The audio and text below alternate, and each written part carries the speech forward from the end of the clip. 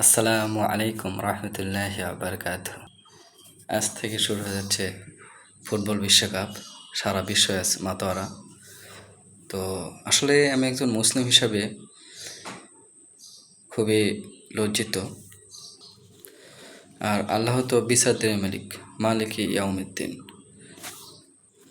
তো সেই জায়গা থেকে আমি মুসলিম হিসাবে কিছু কথা বলতে চাই। ছোটোবেলা থেকে আমি ফুটবল খেলাকে অনেক পছন্দ করতাম, ক্রিকেট খেলা পছন্দ করতাম, এখনও পছন্দ করি। কিন্তু কোরআন হাদিসের যে প্রেক্ষিতে আমাদের খেলার কথা দেখতে বলা হয়েছে বা রাসূলুল্লাহ যেভাবে দেখতে বলছে সেভাবে আসলে আমরা করি, সেভাবে করতে পারতেছি না। আমি একজন মুসলিম হিসাবে ফুটবলের বিভিন্ন দেশের সাপোর্টের জন্য আমরা হুন্ডো সেরা নিচ্ছি, নিজের বাসাতে পতাকা টাঙাচ্ছি, 1 কিলো 2 কিলো 3 কিলো 4 কিলো। আসলে এরা কারা? এরা আসলে মুসলিম?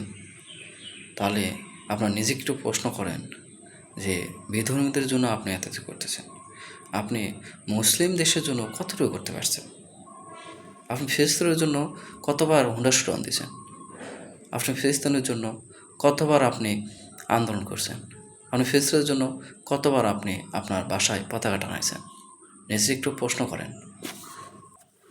যে দেশগুলো আমাদের মুসলিম ভাইদের জন্য হত্যা করে, তাদের সাপোর্ট করে, যে দেশগুলো আমাদের ইরানের পক্ষে কথা বলে, যে দেশগুলো মুসলিম কান্ট্রির বিপক্ষে কথা বলে, যে দেশগুলো গাজায় কত শত শিশু বাচ্চারা মারা গেল, তাদের বিপক্ষে কথা বলে, তাদেরকে আপনি কীভাবে সমর্থন করেন? আপনি কি নিজের বিবেকে একটু কি বাধা সৃষ্টি করে না যে আল্লাহ তো বিচার দিনের মালিক, আল্লাহ তো বিচার অবশ্যই করবেন, তখন আপনি কী বলবেন? হ্যাঁ, এটা ঠিক আছে, বর্তমানে খেলা আছে, খেলা আপনার অনেক প্রিয়, আপনি কি খেলা দেখেন? ইসলামিক বিধিবিধান নিয়মকানুন মেনে খেলা দেখেন। রাসূলুল্লাহ সাল্লাল্লাহু আলাইহি ওয়াসাল্লাম তো বলেনি যে খেলা দেখা নিষেধ, আল্লাহ তো বলেনি খেলা দেখা নিষেধ।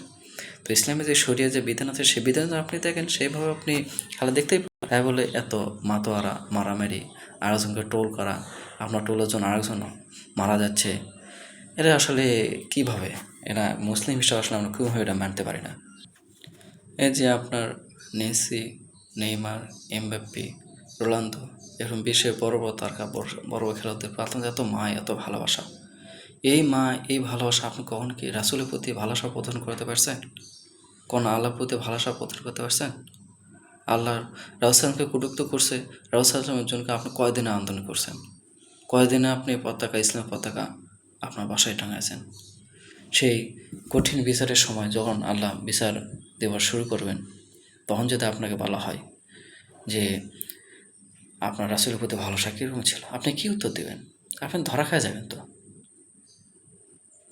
আপনার নেইমার, মেসির প্রতি যে ভালোবাসা, সেই ভালোবাসার সামান্যটুকু আমার রাসূলের প্রতি ভালোবাসা নেই। আসলে কি আমরা নিজেরা নিজেকে ধোঁকার মধ্যে পড়তেছি না?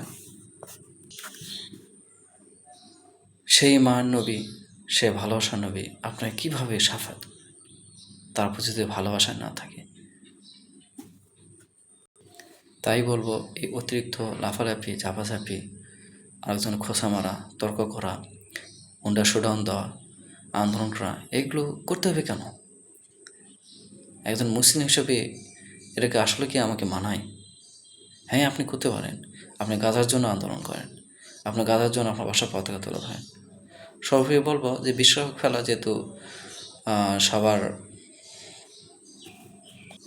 পছন্দের একটি খেলা, তো বলবো আপনার খেলা দেখতে পারেন, কিন্তু ইসলামী যে বিধিবিধান আছে সেই বিধিবিধানগুলো মেনে আপনার খেলা দেখতে পারেন।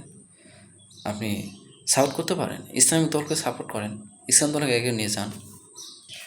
শহরগুলো আমি আসলে ছোটো মানুষ, আমার কোনো ভুল ত্রুটি হলে নিজকে ক্ষমা করবেন। আর সকলের সুস্থতা কামনা করে বিদায় নিচ্ছি।